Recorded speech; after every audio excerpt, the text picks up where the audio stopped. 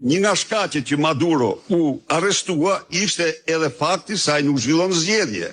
Edi Rama zgjedhje nuk zhvillon farsë elektorale, në qoftë se Këshilli i Europës, institucioni i themeluar mbi parimin e zgjedhjeve të lira, gardian i saj, thotë që në Shqipëri duhet të ndahet partia nga shteti, thotë që Shqipëria zhvilloi farsë elektorale. Tu është problemi. Ndaj dhe, kështu që është populli shqiptar, është opozita shqiptare e cila do t'i jap Edi Ramës ndëshkimin e meritur. Shqiptar do shkojnë me të gjitha mënyrat absolutisht që duhet të trajtohen armiqt e lirisë dhe të votës shqiptarëve. Unë kam përshëndetur arrestimin e Maduros dhe ndëshkimin e tij si një fitore për njerëzit e lirë në Shqipëri dhe në botë. Por unë nuk kam deklaruar ndonjëherë se forcat Delta do të vinë të arrestojnë. Po, kam deklaruar dhe deklaroj se në aferën me Gonigal, Edi Rama është po aq kriminal sa me Gonigali. Këtë e kam deklaruar dhe deklaroj, dhe kjo është e vërteta.